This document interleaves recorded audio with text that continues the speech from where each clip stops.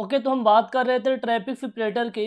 Okay, second वाले video में सारी चीज़ें देख लिए थे, ट्रैफिक सेपरेटर की बात हो रही थी, तो अपन कंटिन्यू कर लेते हैं यहाँ पे।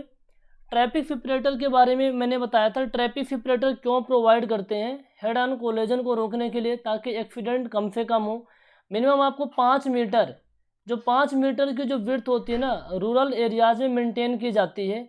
लेकिन मान लो लैंड की कमी है, लैंड का रिस्ट्रिक्शन है, उस केस में आप थोड़ा रिड्यूस करके 3 मीटर तक कर सकते हैं।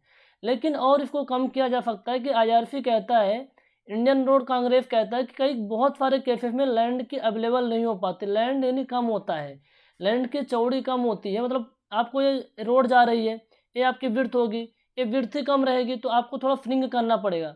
तो आप जहाँ बड़े बड़े ब्रिजेस बनते हैं, है ना, ब्रिजेस बनती हैं, लंबी ब्रिजेस बनती हैं या फिर पुल बनती हैं, उस केस में आप 1.5 मीटर तक कम कर सकते हैं, 1.5 मीटर रखेंगे तब भी काम चलेगा।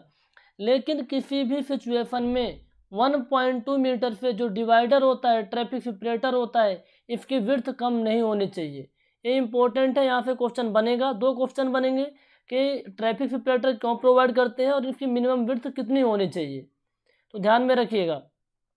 अगला अपना टॉपिक है कर्व। कर्व क्या होता है, देखिए ये आपका क्या है, ये आपका कैरिज वे है। जस्ट मैं रेड कलर ले लेता हूँ, ये क्या है आपका कैरिज वे है।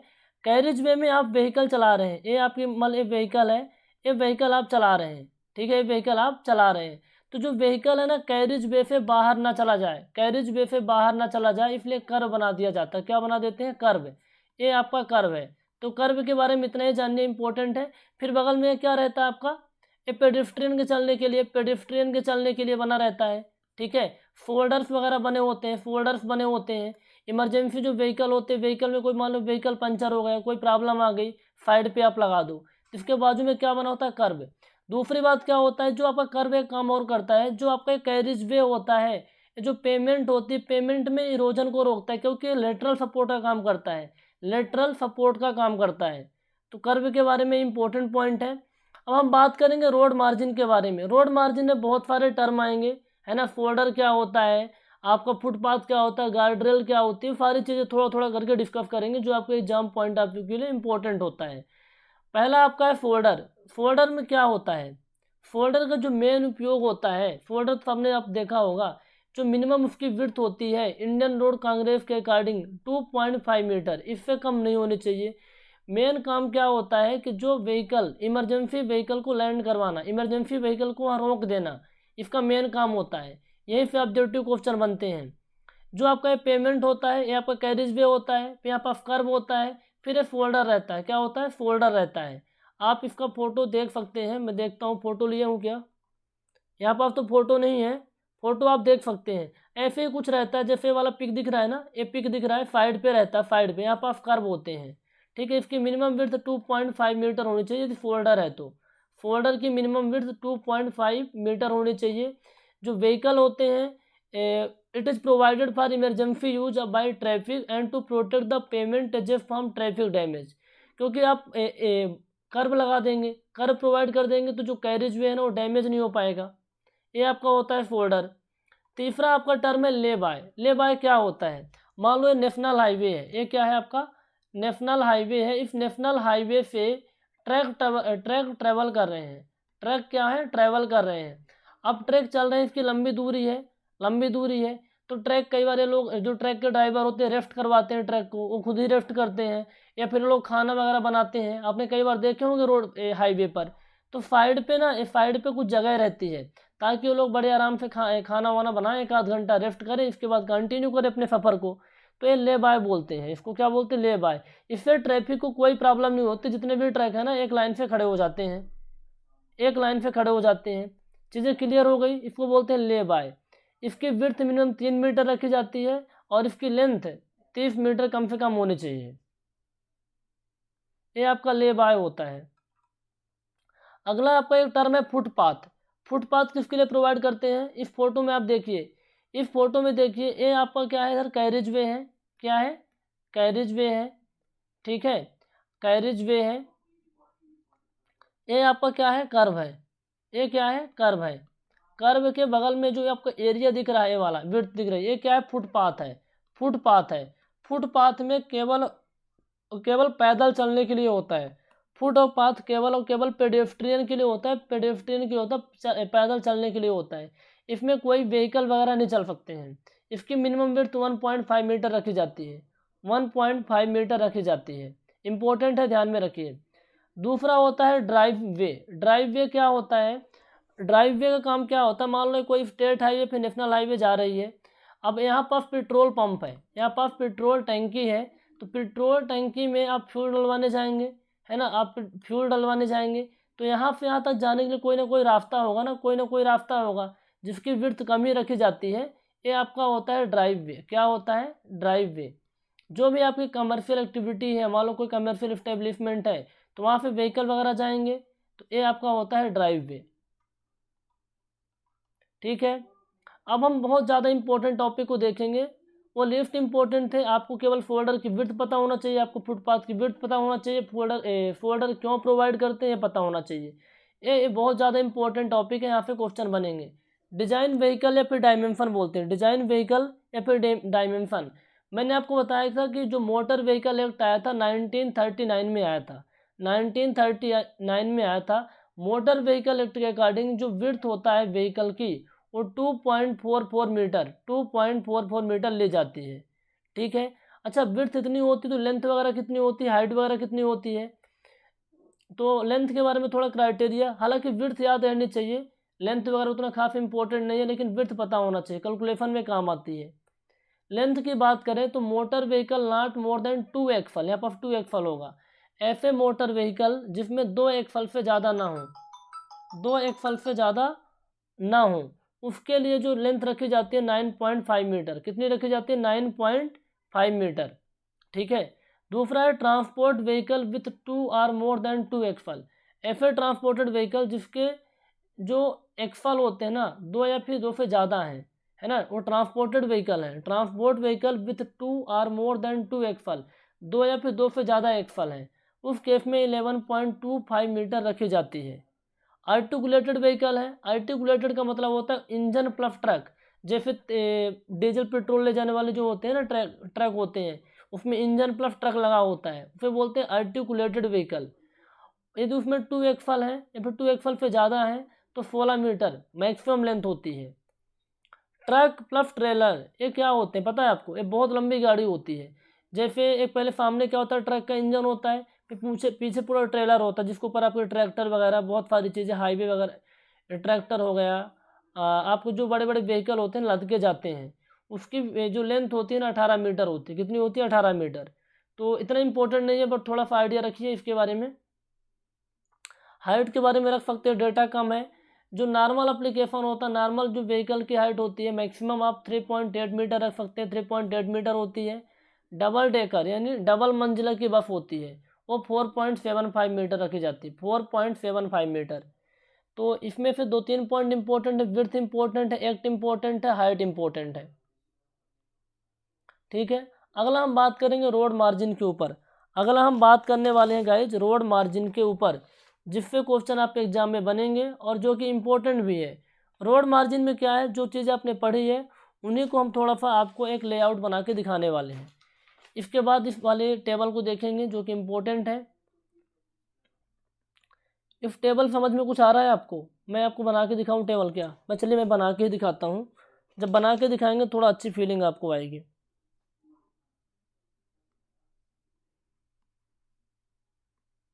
जस्ट मिनट देखिए इस टेबल को अच्छे से देखिए।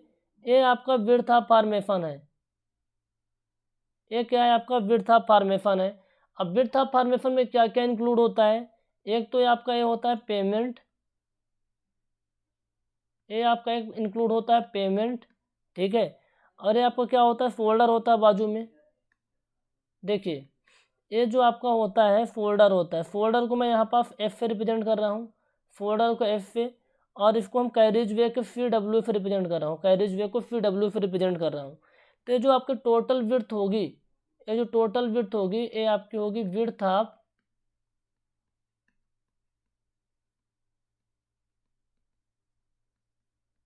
ऑफ फॉर्मेशन होगा। कितना होगा? विड्थ ऑफ फॉर्मेशन होगा।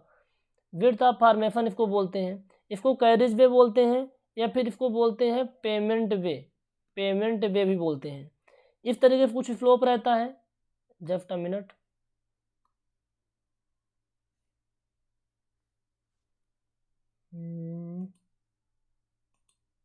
इस तरह कुछ फ्लोप रहता है। फिर यहाँ कुछ लाइन आपको मैं बताता हूँ लाइन के बारे में। ये आपका फोल्डर, ये फोल्डर है, ये प्लस क्या है, ये क्या है आपका कैरेज वे या फिर पेमेंट वे बोलते हैं, पेमेंट वे बोलते हैं। ठीक है, इन दोनों को मिला के क्या बनता है, विड्थ ऑफ फॉर्मेशन बनता है। ठीक है, यहाँ पर आप देखिए एक मैं लाइन ड्रा कर रहा हूँ, ये आपका रोड बाउंड्री है, ये आपका क्या होता है, road boundary, road boundary. Road boundary के बाद आपका आता है बिल्डिंग लाइन, फिर आपका आता है कंट्रोल लाइन। ठीक है, ये क्या होता है, बिल्डिंग लाइन, फिर ये आपका होता है कंट्रोल लाइन। ठीक इसी तरीके से दूसरे साइड में भी रहता है आपका, ये रोड बाउंड्री रहता है, फिर आपका बिल्डिंग लाइन आता है, फिर आपका control line, road boundary, building line, control line. ठीक है, अब यहाँ देखिए, आप जो ये रोड बाउंड्री होती है ना, ये आप यहाँ तक तो रोड ही हो गई, पूरा फॉर्मेशन वगैरह सब कुछ हो गया। इसके बाजू में देखिए, ये रोड बाउंड्री से बिल्डिंग लाइन के बीच आप कोई भी स्ट्रक्चर नहीं बना सकते। ये बिल्डिंग लाइन की जो डिस्टेंस होती है, डिस्टेंस हम बताएंगे अलग अलग रोड के केस में। यहाँ पर आप कोई भी स्ट्रक्चर नहीं बना सकते, no structure construction is permitted. यहाँ पर नो स्ट्रक्चर, कोई स्ट्रक्चर आप नहीं बना सकते, कोई भी स्ट्रक्चर आप यहाँ पर नहीं बना सकते। इस वाले एरिया में जो बिल्डिंग लाइन और कंट्रोल लाइन के बीच का एरिया होता है, इसमें लिमिटेड स्ट्रक्चर छोटे मोटे बना सकते हैं, है ना, ज़्यादा कुछ इसमें भी आप बना नहीं सकते हैं। ये कंट्रोल लाइन, कंट्रोल लाइन से बाहर आप चाहे जो भी बनाइए, फैक्ट्री डालिए, जो भी डालना है सब कुछ कर सकते हैं। ठीक है, जो भी आपको करना है आप कर सकते हैं। ये जो आपका कंप्लीट ए वाला वे होता है, इसको बोलते हैं राइट ऑफ वे। क्या बोलते हैं, right of way. Right of वे के बाद हम थोड़ा डिटेल में भी देखेंगे। जो कंप्लीट ए वाला होता है ना, ये क्या होता है, right of way. Right of वे मतलब जो सरकार की ज़मीन, जिसमें सरकार का अधिकार होता है कि भैया भैया यहाँ तक आप कुछ भी नहीं बना सकते, फ्यूचर में ज़रूरत पड़ेगी तो हम रोड का एक्सटेंशन भी कर लेंगे, रोड की विड्थ को हम बढ़ा लेंगे, नंबर ऑफ लेन बढ़ा लेंगे। उन सबको मिला के जो एरिया विड्थ होती है आपको होता है राइट ऑफ वे, जिसमें हमारा राइट होता है, जिस वे पे हमारा राइट होता है, गवर्नमेंट का राइट होता है। फिर उसके बाद आपकी बिल्डिंग लाइन आएगा, बिल्डिंग लाइन के बाद कंट्रोल लाइन, फिर इसके बाद आप कुछ बना सकते हैं। बिल्डिंग लाइन और कंट्रोल लाइन के बीच का जो एरिया होता है, इसमें थोड़े बहुत स्ट्रक्चर बना सकते हैं, है ना, थोड़े बहुत, ज़्यादा नहीं, लिमिटेड कंस्ट्रक्शन अलाउ होता है। इस डिस्टेंस को सेटबैक डिस्टेंस बोलते हैं, इसके भी कैलकुलेशन आपको सिखाएंगे, डोंट वरी हियर, आगे हम देखेंगे। ये थोड़ा सा डायग्राम के बारे में कुछ आपको आइडिया लगा होगा, लेकिन इस डायग्राम से आपको और अच्छा खासा आइडिया लग जाएगा। वही चीज़ें इसमें भी हैं जो मैंने बताया है। ठीक है, थोड़ा सा इसमें बहुत ज़्यादा भरा हुआ है तो यही कन्फ्यूजन होता रहता है, तो आप वो चीज़ें पता चल गई आपको ना, बस उतना ध्यान में रखिए। अब इसके बाद देखिए टेबल कितना इंपॉर्टेंट है। ये कुछ टेबल दी गई है building line and control line के बारे में। अब बिल्डिंग लाइन और कंट्रोल लाइन के बारे में, ठीक है, इसको ध्यान में रखिए। ये दोनों केस में काम करेगी आपके प्लेन एरिया में एंड रोलिंग एरिया में। ये प्लेन यानी समतल, रोलिंग मतलब वहाँ की जो सरफेस की एरिया है, जो आपकी लैंड की टोपोग्राफी है उसको रिप्रेजेंट करता है, जिसमें आपके टेरेन के टाइप के बारे में पढ़ेंगे तो पढ़ेंगे सारी चीज़ें आप। ठीक है, तो क्या क्या होता है भैया, कैटेगरी ऑफ रोड, यदि आपकी नेशनल हाईवे निकली है या फिर स्टेट हाईवे निकली है तो जो बिल्डिंग लाइन की ओवरऑल विड्थ होती है 80 मीटर होती है, कंट्रोल लाइन की ओवरऑल विड्थ होती है 150 मीटर। कितना होता है, 150 मीटर। मेजर डिस्ट्रिक्ट रोड है तो बिल्डिंग लाइन होता है 50 मीटर विड्थ और कंट्रोल लाइन का होता है 100 मीटर। अदर डिस्ट्रिक्ट रोड है तो 25 से 30 मीटर आपका ये होता है, क्या होता है 25 से 30 मीटर भैया, बिल्डिंग लाइन की ओवरऑल विड्थ। एंड जो आपका कंट्रोल लाइन होता है, कंट्रोल लाइन की ओवर विड्थ कितनी होती है, ओवरऑल विड्थ 35 मीटर होती है। कंट्रोल लाइन की जो ओवरऑल विड्थ होती है 35 मीटर होती है। ठीक है, फिर अगला होता है विलेज रोड। क्या होता है, विलेज रोड। विलेज रोड की जो विड्थ होती है ना, विलेज रोड की जो विड्थ होती है वो भी आपकी, जस्ट अ मिनट, क्या ब्लेंडर हो रहा है। ठीक है, जो विलेज रोड होता है, विलेज रोड के केस में जो बिल्डिंग लाइन की ओवरऑल विड्थ होती है 25 मीटर होती है एंड कंट्रोल लाइन की ओवरऑल विड्थ कितनी होती है, 30 मीटर होती है। बहुत ज़्यादा कन्फ्यूजन होता है, समझ में नहीं आ रहा साहब। देखो ये आपके यहाँ पे रोड गई है, मान लो विलेज रोड गई है, आप यहाँ पास बिल्डिंग बनाना चाहते हैं, अपना घर बनाना चाहते हैं, तो कम से कम आप जो बिल्डिंग लाइन से दूर बनाएंगे ना, कि बाद में यदि लेन बढ़ेगी तो प्रॉब्लम आएगी, तो 25 मीटर दूर पे बनाइए। ये जो 25 मीटर है ना यहाँ पे, ये आपकी बिल्डिंग लाइन की विड्थ है। और मान लो आपको फैक्ट्री डालनी है गांव के अंदर, तो कम से कम 25 मीटर है और प्लस 30 मीटर इससे दूर आप फैक्ट्री डालिए। बड़े बड़े आप फैक्ट्री उद्योग जो भी करना है करिए आप लोग। मान लो आपका नेशनल हाईवे निकला है, नेशनल हाईवे निकला है तो आपको क्या करना होगा, बिल्डिंग लाइन की जो विड्थ होती है 80 मीटर होती है, प्लस कंट्रोल लाइन 150 मीटर, यानी 230 मीटर दूर पे आपको करना पड़ेगा कोई फैक्ट्री वगैरह। कोई बिल्डिंग बनानी है, या आपके नेशनल हाईवे है तो आप कम से कम 80 मीटर दूर पे बनाएंगे। ये बिल्डिंग लाइन वाला गवर्नमेंट का होता है, गवर्नमेंट का तो नहीं होता, लेकिन आप इस पर बना नहीं सकते, इस पर आप नहीं बना सकते हैं, छोड़ के बनाना पड़ता है। ठीक है, क्योंकि फ्यूचर में डेवलपमेंट होता है तब प्रॉब्लम आती है जब नंबर ऑफ लेन बढ़ती हैं। अब पॉपुलेशन बढ़ेगी तो ट्रैफिक ज़्यादा बढ़ेगी, तो ट्रैफिक बहुत ज़्यादा हो जाएगी, तो उसको कम करने के लिए भाई अलग अलग लेन पे हो जाएँ, है ना, बहुत ज़्यादा कंजस्टेड ना हो, तो नंबर ऑफ लेन बढ़ाना पड़ेगा, तो एरिया कवर हो जाती है ना। इम्पोर्टेंट है, ध्यान में रखिए। अगला है आपका राइट ऑफ वे। उस वे पर, उस रोड की विड्थ पर जिसमें हमारा अधिकार होता है। सिंपल सी बात है, उसके अंदर क्या क्या आएगा आपका, एक तो आपका कैरेज वे आ गया, फिर आपका फोल्डर आ गए, ठीक है, फोल्डर आ गए, प्लस एक्स्ट्रा वाइंडिंग। ये फ्यूचर में कुछ अपनी डेवलपमेंट भी होता है, रोड का फ्यूचर में डेवलपमेंट होता है, तो जो हमारी ज़मीन होती है जिस पर अपन विड्थ को बढ़ा सकते हैं, उन सबको मिला के जो टोटल एरिया होता है वो राइट ऑफ वे होता है। क्या होता है, राइट ऑफ वे होता है। जब जितना ध्यान में रखिए, पढ़ना है तो इसको पढ़ लीजिएगा आप, ठीक है, पढ़ना है तो आप पढ़ सकते हैं। अच्छा, विड्थ ऑफ फॉर्मेशन या फिर रोडवे, वही चीज़ें हैं जो बताएं पहले हम।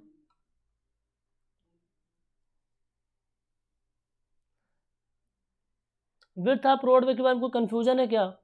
विड्थ ऑफ रोडवे क्या होता है, the sum of the width of pavement या carriage way including separator and folders.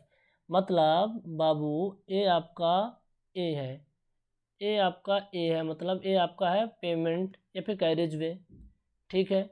ए आपका है मान लो फोल्डर, ए आपका फोल्डर है, इस फोल्डर भी ले लिए। नंबर ऑफ लेन ज़्यादा होंगे, एक से ज़्यादा, तो इसमें क्या होगा, यहाँ पास क्या होगा, डिवाइडर भी होगा, फिर डिवाइडर होगी, फिर लेन होगी, फिर आपके फोल्डर होंगे। यहाँ पास भी डिवाइडर होगा, फिर ये लेन होगी, फिर ये आपके फोल्डर होंगे। ये क्या है आपका, ये वाला एक लेन हो गई, दूसरी लेन, तीसरी लेन, फिर ये बगल में फोल्डर होंगे। तो ये आप इनको भी जोड़ लीजिए, ये सभी लेन की विड्थ को जोड़ लीजिए। फिर आपको क्या करना है, इन जो आपके ये क्या है डिवाइडर है, डिवाइडर की विड्थ को जोड़ लेना, प्लस फोल्डर की विड्थ को जोड़ लेना। ये क्या आएगा आपका, विड्थ ऑफ फॉर्मेशन है फिर रोडवे, क्या आ जाएगा, विड्थ ऑफ फॉर्मेशन है फिर रोडवे। तो ये टेबल दी हुई है, इस टेबल से भी आपके सब इंजीनियर में क्वेश्चन पूछे गए हैं और अन्य एग्जाम में भी क्वेश्चन आते हैं, थोड़ा देख लेते हैं। विड्थ ऑफ रोडवे, है ना, width of roadway, various classes of road, अलग अलग क्लासेस की जो रोड होती हैं उनके लिए जो रोडवे की विड्थ होती है उनको देख लेते हैं। आपका जो रोड क्लासिफिकेशन दिया हुआ है, लेन दिया हुआ है, रोडवे की विड्थ दिया हुआ है, अलग अलग टोपोग्राफी पर, जैसे प्लेन एरिया होता है, plain terrain, rolling terrain, mountainous terrain और स्टिप टेरेन। अभी हम टेरेन बताएंगे तो आप टेरेन के बारे में जान लेंगे। वो टेरेन नहीं है जिसमें आप चढ़ के जाते हैं रेलगाड़ी, ठीक है, ठीक है। यह टेरेन मतलब होता है कि आपकी जो टोपोग्राफी है ज़मीन की वो कैसी है उसके बारे में बात हो रही है, ठीक है। नेशनल हाईवे और स्टेट हाईवे मान लो है, नेशनल हाईवे और स्टेट हाईवे केस में, सिंगल लेन केस में, प्लेन एंड रोलिंग के केस में 12 मीटर होता है, और माउंटेनियस एंड स्टिप टेरेन केस में जो रोडवे यानी विड्थ ऑफ फॉर्मेशन की जो विड्थ होती है 6.25 मीटर होती है। टू लेन के केस में 12 मीटर रहता ही है, 12 ही रहता है, सिंगल लेन हो चाहे टू लेन हो, लेकिन आपका ये वाला थोड़ा बढ़ जाता है, 8.8 मीटर होता है। मेजर डिस्ट्रिक्ट रोड के केस में आपको दिया हुआ है यहाँ पास सिंगल लेन में 9 मीटर, है ना। प्लेन एंड रोलिंग ट्रेन के केस में, माउंटेनियस एंड स्ट्रिप ट्रेन के केस में 4.75 मीटर, ठीक है, 4.75 मीटर। टू लेन के केस में आपका क्या है 9 metre, and mountainous and steep terrain के केस में 4.75 मीटर ही है, ठीक है। ऐसे अदर डिस्ट्रिक्ट रोड का दिया है, विलेज रोड का। तो ये जब आप क्वेश्चन बार बार लगाएंगे ना तो ये चीज़ें आपको प्रैक्टिस से टेबल याद हो जाएगी। इंपॉर्टेंट है, ध्यान में रखना होगा, इंपॉर्टेंट है, ध्यान में रखना होगा। अब जिस ट्रेन की बात हो रही है तो उस ट्रेन के बारे में आपको थोड़ा बता देता हूँ। देखिए यहाँ पर लिखा है train classification based on cross slope of country. हमारा जो देश है उस देश में जो ज़मीन है टोपोग्राफी, उसके अंडुलेशन के बेस पे हम क्लासीफाई करते हैं, ठीक है। कई बार ज़मीन प्लेन होती है, कई बार उबड़ खाबड़ होती है, कई बार पहाड़ होते हैं, उन सब के बेसिस पे। तो यहाँ पर आप देखिए, मैं एक लाइन ड्रा करूँगा, उस लाइन को अच्छे समझते जाइए। यहाँ पास ये मान लो आपको जो स्लोप है ज़मीन का जो फ्लोप है, ग्राफ फ्लोप 0 से 10% के बीच है, 0 से 10% के बीच है, तो फिर बोलते हैं प्लेन टेरेन। क्या बोलते हैं? Plane terrain. 10 से 25% है तो रोलिंग टेरेन, 25 से 60% है तो माउंटेनियस टेरेन, 60% से ज़्यादा है तो स्टीप टेरेन। क्या बोलते हैं भैया? Steep terrain. आप इनकी अलग अलग फ़ोटो भी देखना तो गूगल पे देख लीजिए, बट समझ में तो आ ही जाएगा। मान लो 0 से 10% है तो क्या होगा भैया? Plain terrain. अब 0 से 10%, 10 से 25% है, 10 से 25% है तो बोलेंगे रोलिंग टेरेन। फिर 25 से 60% है तो माउंटेनियस टेरेन, 60% से ज़्यादा है तो आपका स्टीप टेरेन। इंपॉर्टेंट है ये वाला, बहुत ज़्यादा इंपॉर्टेंट है, ऊपर वाले टेबल से ज़्यादा इंपॉर्टेंट है, यहाँ से क्वेश्चन बने हैं कई बार। ठीक है, टेरेन क्लासिफिकेशन यहाँ पर लिखा हुआ है कि जो प्लेन टेरेन होती है उसको 0 से 10% होता है। परसेंटेज ग्राफ फ्लोप है जो आपको टोपोग्राफी ज़मीन का है। रोलिंग टेरेन केस में 10 से 25%, माउंटेनियस केस में 25 से 60% और स्टीप टेरेन केस में 60 से ज़्यादा। यदि फ्लोप 0 से 10% है तो प्लेन टेरेन बोलेंगे, 10 से 25% है तो रोलिंग टेरेन बोलेंगे। किसका फ्लोप? उस जमीन का, है ना, टोपोग्राफी का। 25 से 60% है तो माउंटेनियस, 60 से ज़्यादा तो स्टीप। हमारे साथ साथ आपको याद हो गया होगा, पक्का याद हो गया ना, इंपॉर्टेंट है, ध्यान में रखिएगा। अभी ऑब्जेक्टिव जब क्वेश्चन लगाएंगे तब भी बहुत ज़्यादा क्वेश्चन आएंगे यहाँ पे। ठीक है, बहुत सारे वैल्यू याद रहेगी तभी आप न्यूमेरिकल कर पाएंगे। अगला आपका है डिजाइन स्पीड। डिजाइन स्पीड क्या होता है भैया? है ना, डिजाइन स्पीड। देखो डिजाइन स्पीड क्या होता है, स्टेटमेंट को पढ़िए। Design speed is the maximum speed at which vehicle can continuously run safely under the favourable condition. Design speed है, मान लो आपका हाईवे गया है तो एक हम स्पीड डिफाइन करते हैं कि इस इतने मैक्सिमम स्पीड तक आप चल सकते हैं, इस स्पीड से आप ज़्यादा नहीं चलेंगे। ठीक है, तो इस स्पीड के बेस पे जितने भी ज्योमेट्रिकल फीचर होते हैं हाईवे के सब डिज़ाइन किए जाते हैं। तो डिज़ाइन स्पीड एक मैक्सिमम स्पीड होती है। यदि उस स्पीड से व्हीकल ट्रैवल करता है, कोई ड्राइवर ट्रैवल करता है तो बहुत आसानी से ट्रैवल करेगा, चाहे कोई सा ही मौसम हो और प्रॉपर सेफ तरीके से। तो डिज़ाइन स्पीड एक मैक्सिमम स्पीड होती है जिससे व्हीकल बहुत ही आसान तरीके से ट्रैवल कर सकता है किसी भी कंडीशन में। ठीक है, अब किसी भी कंडीशन का मतलब ऐसा नहीं, यहाँ पर फेवरेबल कंडीशन लिखा है, मतलब नॉर्मल कंडीशन है, सिचुएशन बहुत खराब है, मान लो पानी बहुत ज़्यादा गिर रहा है, उस केसेस में थोड़ा आपको आराम से चलना पड़ेगा, तो यहाँ पर फेवरेबल कंडीशन लिखा है, ना कि अनफेवरेबल। तो डिजाइन स्पीड एक मैक्सिमम स्पीड होती है जिस पर व्हीकल आसानी से ट्रैवल कर सकता है safely under the favourable condition. बहुत इंपॉर्टेंट फैक्टर होता है डिजाइन स्पीड, इसी के बेस पे सारी चीज़ें होती हैं। ठीक है, आपने एक्सप्रेस वे पढ़ा था, एक्सप्रेस वे में जो इनर लेन होती है उनकी स्पीड ज़्यादा रखी जाती है ना, कोई क्योंकि बीच में कोई उसमें रोक ही नहीं होता। देखिए ऐसे रहता है कुछ ना, ए वाला, ये आपको जो इनर लेन होता है इसमें आपके एक्सप्रेस वे इसको बोलते हैं। इसमें जो वही वाले व्हीकल चलते हैं जो लंबी दूरी तय करने वाले होते हैं और एक बहुत अच्छे स्पीड से चलते रहते हैं। एक्सप्रेस वे को फ्री वे बोलते हैं। यहाँ पर डिजाइन स्पीड ज़्यादा यहाँ पर डिजाइन स्पीड क्या होता है? ज़्यादा रहती है। यहाँ पर डिजाइन स्पीड क्या हो? कम रहती है। जो आपका जो हाईवे डिजाइन होगा ना, एक ही स्पीड से डिजाइन होगा। मान लो let suppose x kilometre per hour के हिसाब से डिजाइन हुआ है, तो x किलोमीटर पर आवर से आपके आउटर लेन और इनर लेन एक्सप्रेस वे में भी डिजाइन होते हैं, लेकिन जो वहाँ पर लिखा रहता है कि भैया आपको इस स्पीड से चलना होता है तो उसको फॉलो करना पड़ता है। अच्छा, रूलिंग स्पीड क्या होती है? रूलिंग स्पीड वही होता है जो आप प्रोवाइड करते हैं जनरली, कितनी स्पीड से आपको चलना है। मिनिमम स्पीड वो स्पीड होती है भैया कि इससे कम स्पीड पर आप नहीं चल सकते, इतने स्पीड पे चलना ही होगा, नहीं चलेंगे तो पीछे वाला आपको ठोक देगा, सिंपल सी बातें हैं। तो मिनिमम स्पीड वो स्पीड होती है कि उतना स्पीड से आपको चलना ही पड़ेगा।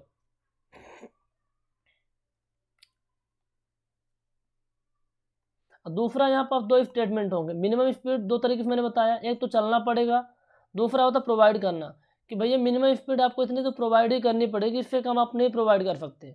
न्यूमेरिकल करेंगे तो और चीज़ें क्लियर होंगी आपकी। जो एक्सप्रेस वे होता है जिसकी मैं बात कर रहा था, उसमें जो स्पीड रखी जाती है 120 किलोमीटर पर आवर। कितनी रखी जाती है? 120 किलोमीटर पर आवर, ध्यान में रखिएगा। अब एक टेबल दिखाते हैं, ये टेबल आपका मतलब बहुत ज़्यादा है, 5 स्टार इसको कह सकते हैं, 5 स्टार इसमें हम देंगे, बहुत इंपॉर्टेंट टेबल है, ध्यान से देखिएगा। पहला कॉलम है सीरियल नंबर पर 1 से 4 तक। दूसरा आपका टाइप ऑफ रोड, है ना, नागपुर रोड प्लान के according, national highway, state highway, major district road, other district road, village road. फिर आपका डिजाइन स्पीड दिया हुआ है कि डिज़ाइन स्पीड कहाँ कितनी रखी जाती है, कहाँ कितनी रखी जाती है।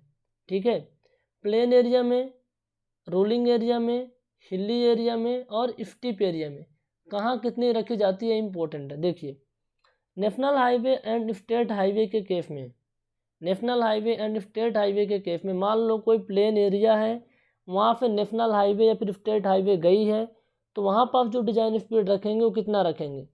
जो रूलिंग स्पीड होती है आपकी 100 किलोमीटर पर आवर होती है, मिनिमम 80 किलोमीटर पर आवर होती है। ठीक है, इससे कम तो नहीं रख सकते आप। रोलिंग एरिया केस में जो रूलिंग स्पीड होती है 80 किलोमीटर पर आवर होती है, मिनिमम 65 किलोमीटर पर आवर होती है। हिली एरिया के केस में 50 किलोमीटर पर आवर होती है। ठीक है, रूलिंग के केस में मिनिमम 40 किलोमीटर पर आवर होती है। स्टीप एरिया में 40 किलोमीटर पर आवर होती है, मिनिमम 30 किलोमीटर पर आवर होती है। बहुत ज़्यादा इंपॉर्टेंट है, लिख लिख के याद करना पड़ेगा, क्वेश्चन बनते हैं।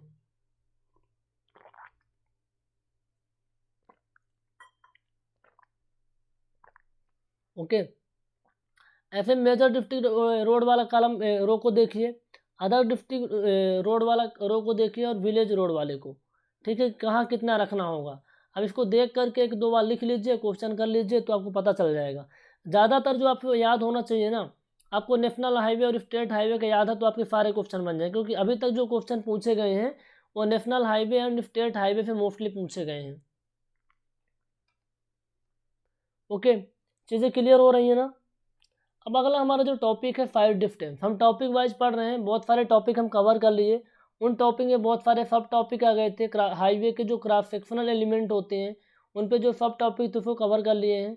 अगला टॉपिक आपका है फाइव डिस्टेंस। फाइव डिस्टेंस है ना, दृष्ट दूरी कह सकते हैं इसको, दृष्ट दूरी। इसके बारे में थोड़ा सा समझते हैं क्या होता है। फाइव डिस्टेंस जनरली 5 टाइप के आप पढ़ेंगे। कितने टाइप की? 5 टाइप की फाइव डिस्टेंस पढ़ने वाले हैं। Stopping five distance that is known as FFD, overtaking five distance OFD, intermediate five distance IFD, headlight five distance HFD, five distance या फिर इंटरसेक्शन बोलते हैं इसको। ठीक है, तो 5 टाइप के फाइव डिस्टेंस पढ़ेंगे जो आज अभी हम पढ़ने वाले हैं इस टॉपिक फाइव डिस्टेंस के बारे में, स्टॉपिंग फाइव डिस्टेंस के बारे में। तो चलिए कर लेते हैं स्टार्ट इसको, सारी चीज़ समझ में आएंगी, घबराइए नहीं। अगला पहला आपका क्या है, पहला जो आपका फाइव डिस्टेंस है stopping five distance, stopping five distance. इसके कुछ अलग अलग नाम से जाना जाता है। इसको बोलते हैं नॉन पासिंग फाइव डिस्टेंस, या फिर इसको बोलते हैं एब्सोल्यूट मिनिमम फाइव डिस्टेंस। इतना एब्सोल्यूट मिनिमम, सबसे मिनिमम फाइव डिस्टेंस। अच्छा, इसके बारे में खास बात है कि जितने फाइव डिस्टेंस आप देख रहे हैं ना 5 टाइप के, सबसे जो मिनिमम फाइव डिस्टेंस होती है आपकी स्टॉपिंग फाइव डिस्टेंस ही होती है। मिनिमम फाइव डिस्टेंस क्या होती है? स्टॉपिंग फाइव डिस्टेंस ही होती है। क्या होता है भैया, इसका मतलब समझते हैं एक डायग्राम के माध्यम से, बहुत सिंपल तरीके से। ये आपका हाईवे था, समझ लीजिए, सारे क्वेश्चन आप कर लेंगे, बहुत आसान है, बेहद आसान है। ये आपका हाईवे था, इस हाईवे पे आप जा रहे थे, इस हाईवे से आप जा रहे थे, मान लो आप यहाँ पास बैठे हैं, ये आप हैं जो कि बैठे हुए हैं, ये आपकी कार है। आपने अचानक से यहाँ पास कोई ऐसे ऑब्जेक्ट देखा, आपने कोई ऑब्जेक्ट देखा, लेट सपोज मान लो कोई जानवर है, कोई इंसान है, कुछ भी है, आपने कोई ऑब्जेक्ट देखा, बहुत अच्छे से आराम से मस्ती से आ रहे थे, आपने इस ऑब्जेक्ट को देखा, तो आपको पता चला कि यार हम क्या कर सकते हैं ना, इस ऑब्जेक्ट को बचाना हो सकता, बचाना पड़े, कुछ ना कुछ तो करना पड़ेगा, है ना। ऐसा ऑब्जेक्ट है जिसको हम ओवरटेक नहीं करते, ओवरटेक नहीं कर सकते, हमें रोकना ही पड़ेगा। उस केस में क्या होगा, जैसे आपने ऑब्जेक्ट को देखा, तो ऑब्जेक्ट को देखने के बाद तुरंत आप ब्रेक थोड़ी लगाते हैं, तुरंत ब्रेक नहीं लगाते, कुछ सोचते हैं। तो आपने इस पर्टिकुलर सेक्शन पे, सेक्शन 1 पे आपने ऑब्जेक्ट को देखा, फिर आपने क्या किया, कुछ सोचा, कुछ सोचने के बाद जैसे आपने सोचा 1-2 सेकंड तक, तो आपकी गाड़ी यहाँ से यहाँ तक आ गई, इतनी दूरी ट्रैवल कर ली, इतनी दूरी ट्रैवल कर ली। इसके बाद आपने सेक्शन 2 पे आपने ब्रेक अप्लाई किया, सेक्शन 2 पे आपने ब्रेक अप्लाई किया। अब जैसे ब्रेक अप्लाई करेंगे तुरंत गाड़ी रुकेगी नहीं, कुछ आगे तक बढ़ेगी, कुछ स्पीड होगी, तो यहाँ जाके सेक्शन 3 पे आपकी गाड़ी रुक गई और ये जो ऑब्जेक्ट था सेफली बच गया। मान लो यहाँ पास कोई डॉग था, कोई क्या था, डॉग था। अब डॉग के ऊपर बहुत ज़्यादा आपको प्यार आ गया, मतलब नहीं यार, मतलब बचाना पड़ेगा, बचाना ही चाहिए, है ना, जानवरों की हमें सुरक्षा करनी चाहिए, बहुत इंपॉर्टेंट है।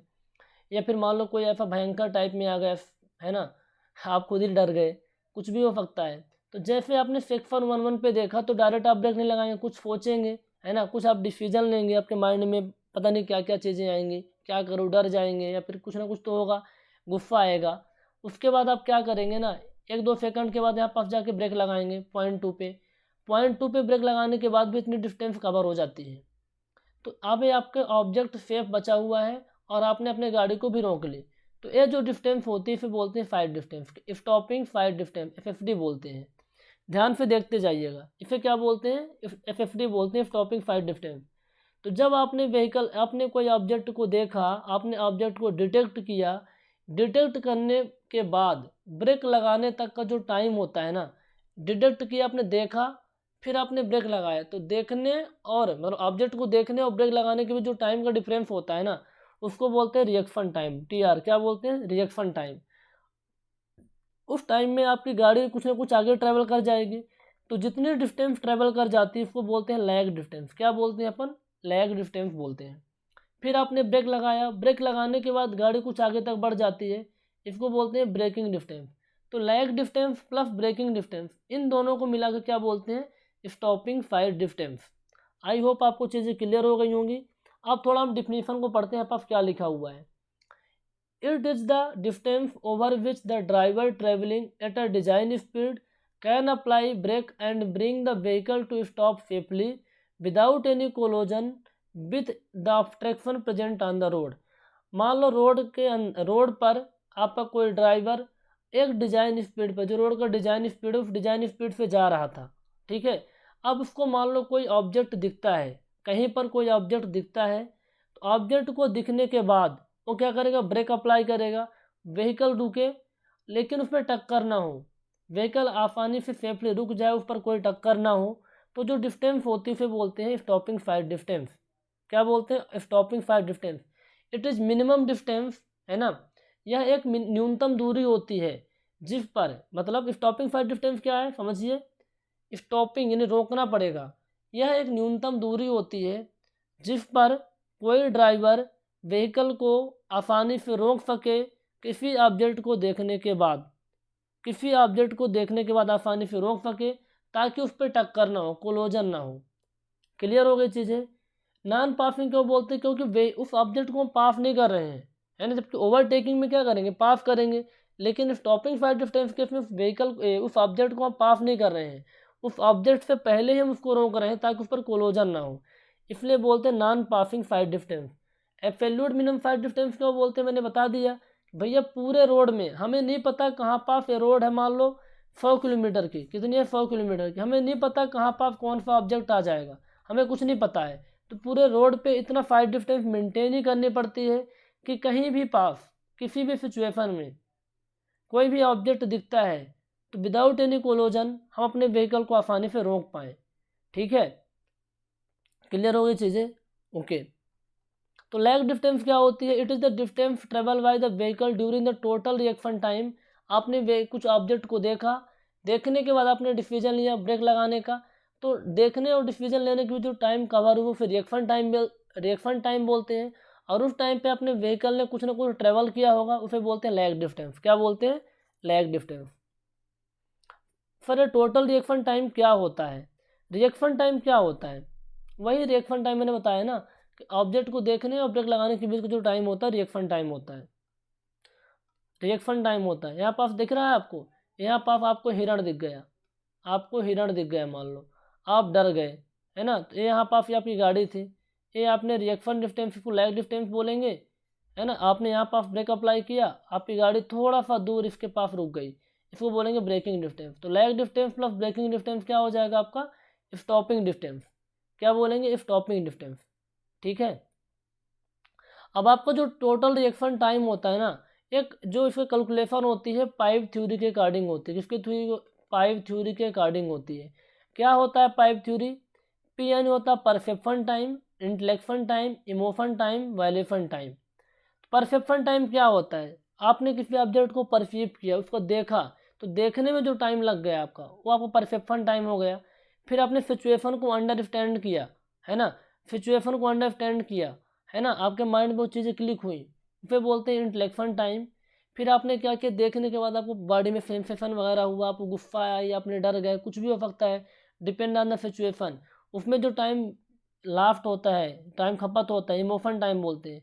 फिर आपने फाइनल एक्शन लिया कि भैया ब्रेक तो लगाना ही पड़ेगा, है ना, जान तो बचानी ही। मान लो यहाँ पर कोई खतरनाक जानवर है जो आपके अटैक कर सकता है, तो आपको रोकना ही पड़ेगा, जान तो बचानी ही पड़ेगी, है ना। फाइनल आपने एक्शन लिया, उसे बोलते हैं वाइलेशन टाइम।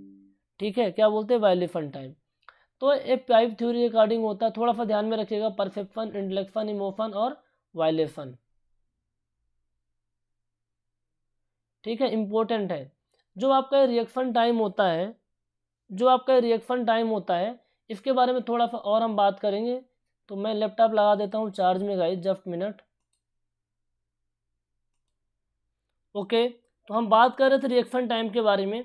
तो रिएक्शन टाइम का जो कैलकुलेशन होता है पाइप थ्योरी के अकॉर्डिंग होता है, थोड़ा सा ध्यान में रखिएगा, है ना, थोड़ा सा ध्यान में रखिएगा। जो आपका एफएफडी कैलकुलेशन में, स्टॉपिंग फाइव डिस्टेंस कैलकुलेशन में जो रिएक्शन टाइम लिया जाता है वो होता है आपका 2.5 सेकंड। कितना होता है, 2.5 सेकंड, इंपॉर्टेंट है, ध्यान में रखिएगा। अब हमें एफएफडी निकालनी है, स्टॉपिंग फाइव डिस्टेंस निकालनी है, तो दो डिस्टेंस पता होनी चाहिए आपको। दूसरा एक होता है आपका lag distance plus braking distance. एक lag distance plus braking distance. Lag distance पता है, ब्रेकिंग डिस्टेंस ब्रेक लगाने के बाद, है ना, ब्रेक आपने इस पर्टिकुलर सेक्शन पे लगाया, गाड़ी इस सेक्शन पे रुकी, तो जो डिस्टेंस कवर हुई है उसके बारे में, है ना, वो डिस्टेंस पता होनी चाहिए। तो उन डिस्टेंस की कैलकुलेशन करते हैं, बिल्कुल डेप्थ में नहीं जाएंगे, आपके ऐसे करेंगे कि सारे क्वेश्चन भी आपके बन जाएंगे, कोई दिक्कत नहीं आएगी, समझते जाइए, समझते जाइए, क्वेश्चन सारे बन जाएंगे आपके। पहला हम निकालेंगे लैग डिस्टेंस। क्या निकालेंगे, लैग डिस्टेंस। तो दूरी बराबर क्या होता है, चाल बराबर क्या होता है, चाल बराबर होता है दूरी बटे समय। समय, तो आपको दूरी निकालनी है, हिंदी में बता देता हूँ ताकि जिसको समझ में आए वो समझ में आ जाए। चाल इंटू समय हो जाएगा, चाल यानी speed, speed into time, speed into time.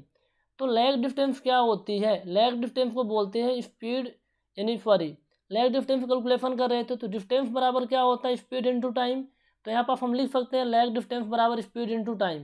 क्या लिख सकते हैं, स्पीड इंटू टाइम। यहाँ पर जो आपकी स्पीड है, स्पीड, स्पीड क्या मतलब वेलोसिटी, किस वेलोसिटी पे वो चल रहा है, वो वेलोसिटी आपकी है किलोमीटर पर आवर में, क्योंकि जो आपके हाईवे डिज़ाइन की जाती है किलोमीटर पर आवर में डिज़ाइन की जाती है। तो यहाँ पर जो वेलोसिटी है किलोमीटर पर आवर में, जो आपका टाइम है वो सेकंड में है, वो आपका रिएक्शन टाइम होगा, क्योंकि ड्यूरिंग रिएक्शन टाइम जितनी गाड़ी ने ट्रैवल कर लिया वही आपका लैग डिस्टेंस होता है। तो मतलब मैं कहना चाहता हूँ कि जिस पर्टिकुलर सेक्शन पे उसने देखा था ऑब्जेक्ट को, मान लो सेक्शन 1 पर, तो उसकी स्पीड मान लो v थी, फिर v और आपने टी आर टाइम पे इतना डिस्टेंस ट्रैवल किया, तो ये आपका होगा लैग डिस्टेंस। तो टी आर अब किस में है, 2.5 सेकंड आपका होता है। टी आर कितना होता है, 2.5 सेकंड होता है, सेकंड में होता है। v किस में होता है, किलोमीटर पर आवर में होता है। तो लैग डिस्टेंस बराबर आप लिख सकते हैं स्पीड इंटू टाइम। तो v स्पीड हो जाएगा, टी आपका टाइम क्या हो जाएगा, टी आर रिएक्शन टाइम। अब इसको जनरली आपको जो कैलकुलेशन अपन करते हैं वो मीटर पर सेकंड में होता है, मीटर सेकंड में होता है। तो इसको अपन चेंज कर सकते हैं, किलोमीटर पर आवर को मीटर पर सेकंड में कर सकते हैं। कैसे, देखिए, आपको पता है कि यहाँ पर v किलोमीटर पर आवर है, 1 किलोमीटर में कितना होता है v, तो v हो गया 1 किलोमीटर में 1000 मीटर, और आवर, आवर क्या, पर मतलब बटे, v मतलब v के किलोमीटर मतलब 1000 मीटर, अब पर मतलब बटे हो गया, और आवर यानी 1 घंटे में 60 मिनट, 60 मिनट में, और 1 मिनट में 60 सेकंड। तो यही यहाँ पास लिखा हुआ है, यहाँ पास लिखा हुआ है v, तो v हो गया 1 किलोमीटर में 1000 मीटर, पर माने बटे हो गया, आवर मतलब 1 घंटे में 60 मिनट और 1 मिनट में 60 सेकंड, इंटू टी आर लिखा हुआ है। तो इसको अपन लिख सकते हैं वी टी आर को मैंने बगल में कर दिया 1000/3600। इसको जब आप कैलकुलेट करेंगे, भाग दे के देखेंगे, तो ये आपको इतना मिलेगा 0.278 we T R, 0.278 we T R. Important है, आपको जो लैग डिस्टेंस आएगी, लैग डिस्टेंस वो आएगी 0.278 वी टी आर। अब बोलेंगे एक किस में आएगी भैया, मीटर में आएगी। आपको पता था यहाँ पास v किस में, मीटर पर सेकंड में, इंटू टी आर सेकंड में। तो सेकंड से सेकंड कैंसिल हो गया तो मीटर में बचेगा ना, डिस्टेंस की यूनिट क्या होती है, मीटर होती है। तो लैग डिस्टेंस आपका होता है we T R, we T R ध्यान में रखिएगा। ये वी टी लैग डिस्टेंस किस में है, वी टी आर में। ये डिस्टेंस कब है, 1 किलोमीटर में है, किस में है, किलोमीटर में। तो आपको यूनिट को चेंज करना है किस में, मीटर में, है ना, क्योंकि ये आपको क्या है, वी क्या है, किलोमीटर पर आवर में है, और टी आर क्या सेकंड में है, तो मैच नहीं खा रहा है। जब इसको मीटर पर सेकंड में कन्वर्ट करेंगे ना, डिस्टेंस को मीटर में फाइंड करेंगे, तो ये आपका आएगा 0.278 वी इंटू टी, टी यानी रिएक्शन टाइम, ध्यान में रखिएगा। तो लैग डिस्टेंस आप कैलकुलेट कर लेंगे, इसमें कोई पंचायत नहीं है, बहुत सिंपल है। अगला हमें कैलकुलेट करना पड़ेगा ब्रेकिंग डिस्टेंस। हमें क्या कैलकुलेट करना पड़ेगा, ब्रेकिंग डिस्टेंस।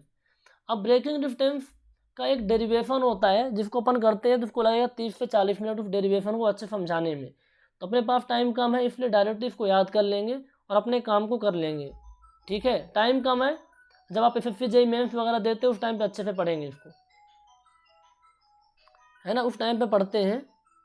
यदि आप भी देंगे तो आप भी पढ़ेंगे इसको, ठीक है। अब बात हो रही ब्रेकिंग डिस्टेंस के बारे में। तो ब्रेकिंग डिस्टेंस का फार्मूला होता है L बराबर v² upon 2g bracket f plus f%।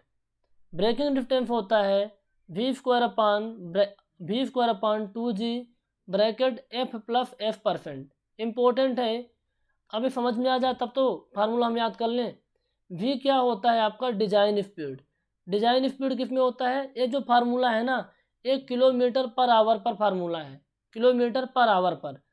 तो v क्या है आपका, design speed kilometre per our. g क्या है आपका, एक्सेलरेशन ड्यू टू ग्रेविटी, है ना, ग्रेविटी के कारण जो त्वरण डेवलप होता है मीटर पर सेकंड स्क्वायर में। f क्या होता है आपका, रोलिंग फ्रिक्शन कॉफिशिएंट, या फिर इसको बोलते हैं that is known as longitudinal friction coefficient, या फिर स्किड रेजिस्टेंस भी बोलते हैं। तो मैंने बताया था कि जो लॉन्गिट्यूडनल फ्रिक्शन होता है उसका यूज एफएफडी कैलकुलेशन में होता है। तो यहाँ पास जो एफ है ये आपका लॉन्गिट्यूडनल फ्रिक्शन है। इंडियन रोड कांग्रेस के अकॉर्डिंग इसकी वैल्यू 0.35 होती है। f% क्या होता है, परसेंटेज स्लोप होता है कि आपका जो रोड है किस में है, असेंडिंग में है, डिसेंडिंग में, किस में है, ये चीज़ को रिप्रेजेंट करता है, इस चीज़ को रिप्रेजेंट करता है। तो L बराबर क्या होता है, v² upon 2g f plus f%, v² upon 2g f plus f%। ध्यान में रहेगा कि नहीं रहेगा, ध्यान में रहेगा कि नहीं रहेगा, रहेगा। समझाता हूँ और f के बारे में थोड़ा और बताऊँगा अच्छे से, घबराइए नहीं, जस्ट मिनट। आपको पता चल गया ना f के बारे में, f क्या होता है, f क्या होता है। अब यहाँ पास जो v है आपका किलोमीटर पर आवर में है, आप इसको कन्वर्ट करेंगे मीटर पर सेकंड में तो हो जाएगा 0.278 मीटर पर सेकंड। ऊपर मैंने कन्वर्ट करके आपको दिखाया है। तो यहाँ पास जो v लिखा हुआ है इसको आप क्या लिख देंगे, 0.278 v। तो ये फार्मूला आपका बन जाएगा L बराबर 0.278 v का whole square bracket 2g f plus f%। ये चीज़ें बन जाएंगी ना, तो आपका जो डिस्टेंस किस में आ जाएगा, मीटर में आ जाएगा, कर लीजिएगा। अच्छा सर आप बताइए इस फार्मूले में यहाँ पर f% समझ में नहीं आ रहा है। f% क्या है, परसेंटेज स्लोप की बात होती है। कई टाइप से स्लोप हो सकता है ना, ये आपका मान लो सरफेस है, मान लो असेंडिंग है, मान लो चढ़ाई वाला एरिया इस तरीके से है, ये थीटा डिग्री है, और आपका मान लो कोई व्हीकल है जिससे आप ट्रेवल कर रहे हैं, ये आपका असेंडिंग आर्डर है ना, इसमें कितना स्लोप है। हो सकता है डिफेंडिंग आर्डर वाली सिचुएशन भी बन जाए, क्या हो, डिफेंडिंग आर्डर वाली सिचुएशन बन जाए, है ना, डिफेंडिंग आर्डर। तो मतलब इस तरीके से कुछ सरफेस आपका हो इस तरीके से, तो क्या डिफेंडिंग आर्डर की सिचुएशन बन जाएगी। उस केस में ये स्लोप को रिप्रेजेंट करता है, कितना स्लोप है। लैग डिस्टेंस तो दोनों केस में सेम ही होता है, ब्रेकिंग डिस्टेंस भी सेम ही होता है। यहाँ प्लस स्लोप को पॉजिटिव और नेगेटिव कंसिडर करते हैं। यदि आपका असेंडिंग ग्रेडियंट है ना, चढ़ाई वाली एरिया है, तो इसको पॉजिटिव लेते हैं, यहाँ पास ए प्लस माइनस लिखा रहेगा, प्लस माइनस, पॉजिटिव ले लेना। मान लो डिफेंडिंग वाला रहेगा तो आप क्या ले लेना, निगेटिव ले लेना, क्या ले लेंगे, निगेटिव ले लेंगे। तो चलिए फाइनल कैलकुलेशन पे पहुँचते हैं। एफएफडी आपका होता है भैया lag distance plus braking distance होता है। हमारे पास 3 केस होते हैं, एक तो होता है असेंडिंग अपग्रेड, दूसरा होता है डाउनग्रेड डिफेंडिंग, तीसरा होता है कुछ भी ग्रेड नहीं है, हॉरिजॉन्टल सरफेस है, हॉरिजॉन्टल सरफेस जैसे नॉर्मली आप देखते हैं। तो यदि असेंडिंग है तो पहले लैग डिस्टेंस कितना होगा, 0.278 VT हो जाएगा, प्लस इस केस में आप पॉजिटिव ले लेंगे। डिफेंडिंग है तो आप क्या करेंगे, निगेटिव ले लेंगे। और हॉरिजॉन्टल सरफेस है तो हॉरिजॉन्टल सरफेस में स्लोप होता नहीं तो स्लोप बराबर 0 हो जाएगा। ए फार्मूला बनेगा, ए फार्मूला बनेगा। तो ये तीनों फार्मूले, तीनों केस आपके लिए बहुत ज़्यादा इंपॉर्टेंट है, इनको बहुत अच्छे से करिए, समझिए, ठीक है। और एक क्वेश्चन मैं आपको होमवर्क दे देता हूँ, एक क्वेश्चन एफएफडी कैलकुलेशन के लिए, इस क्वेश्चन को अच्छे से पढ़ लीजिएगा, करिएगा। फिर अगले वीडियो में जब अपन अगला टॉपिक डिस्कस करेंगे ओवरटेकिंग 5 डिफरेंस के बारे में, उससे पहले इस क्वेश्चन को हम जिक्र करेंगे, अपना आंसर आप मैच कर लेना। इस क्वेश्चन को खुद से करना है, आपके एग्जाम में आया हुआ क्वेश्चन है, इंपॉर्टेंट है, ठीक है ना। अच्छा, एक पॉइंट और बता देते हैं एफएफडी के बारे में। जब अपन वर्टिकल कर्व केस में एफएफडी की कैलकुलेशन करते हैं, एफएफडी की कैलकुलेशन करते हैं, ये आपका कोई वर्टिकल कर्व है, देख पा रहे हैं, ये कोई क्या है, वर्टिकल कर्व है। उस केस में जब एफएफडी कैलकुलेशन करते हैं तब यहाँ पर 2 पॉइंट लिखे हुए हैं, इनको पढ़िए अच्छे से, आप इनको आप अच्छे से पढ़ सकते हैं। मैं इसके बारे में आपको कुछ बता देता हूँ, जस्ट मिनट। ओके, मैं कुछ आपको बताने वाला था। यहाँ पर आप देखो, ये आपका कर्व है,